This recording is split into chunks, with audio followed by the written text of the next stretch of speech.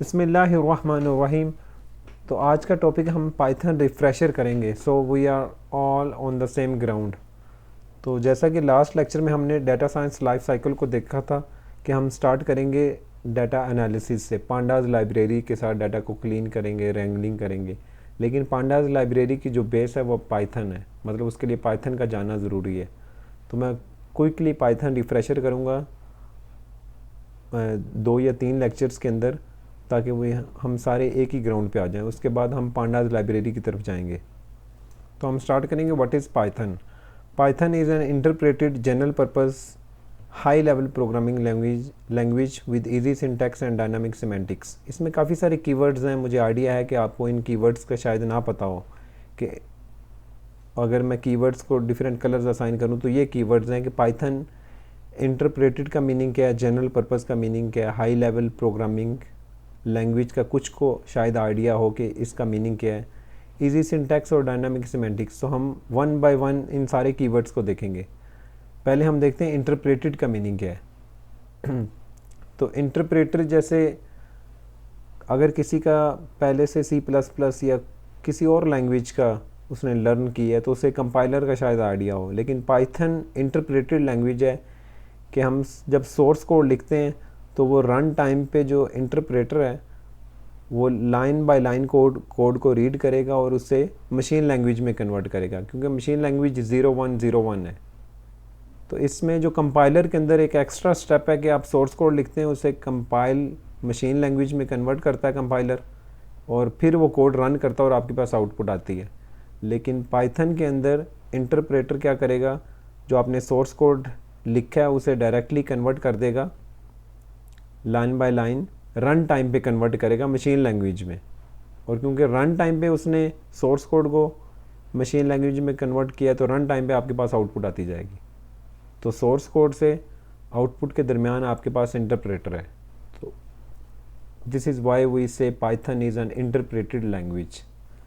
Second keyword है general purpose. जैसे नाम से ही है कि ये जनरल पर्पस लैंग्वेज है, किसी स्पेसिफिक डोमेन के लिए नहीं है, और इसमें डिफरेंट एप्लीकेशंस पाइथन पे डिपेंड करती हैं। जैसे कुछ इंटरनेट प्रोटोकॉल्स पाइथन पे डिपेंड करते हैं, इसी तरह वेब डेवलपमेंट में पाइथन इन है।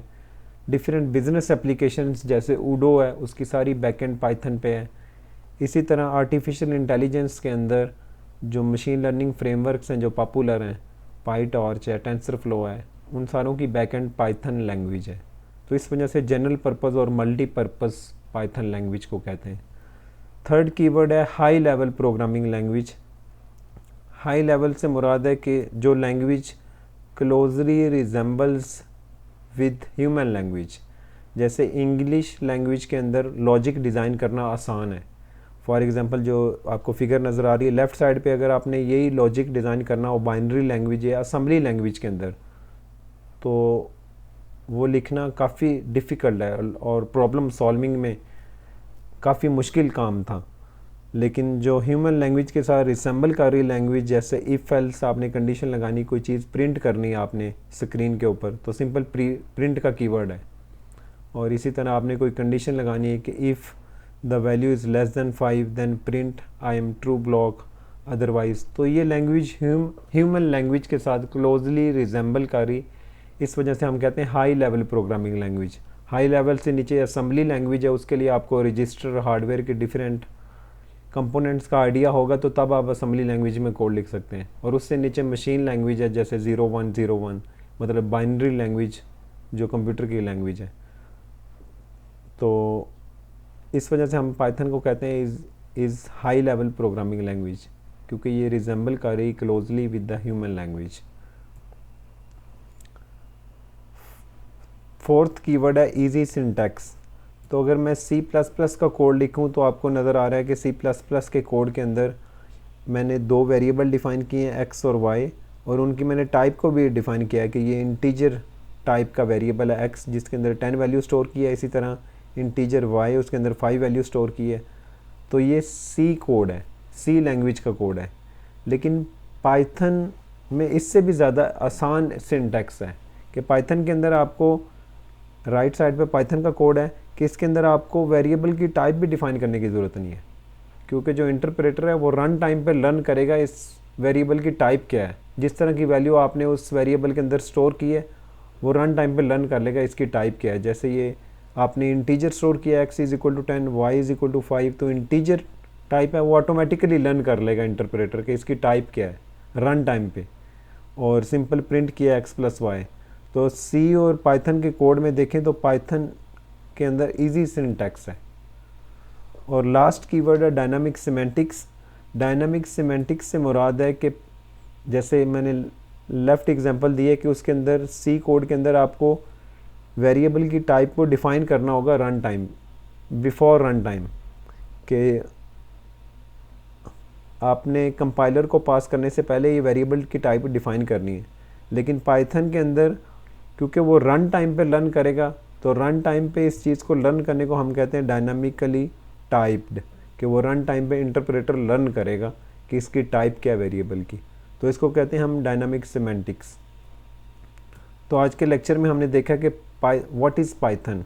Python is an interpreted general purpose high level programming language with easy syntax and dynamic semantics. I hope कि आपको इन कीवर्ड्स का आइडिया हो गया है। नेक्स्ट मैं आपको कुछ वर्कशीट्स दे रहा हूँ, आपने उन वर्कशीट्स के गो थ्रू करना है।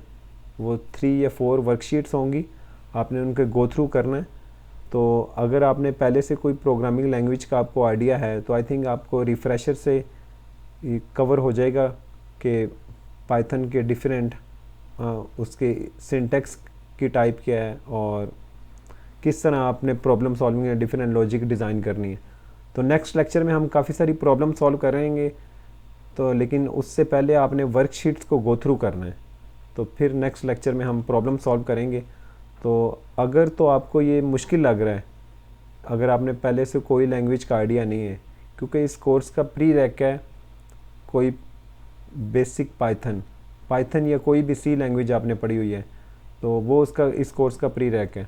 अगर फिर भी आपको डिफ़िकल्टी फेस कर रहे हैं तो आपको फिर जो प्रोग्रामिंग फंडामेंटल्स का कोर्स है वो आपको इनरोल करना चाहिए। Thank you so much.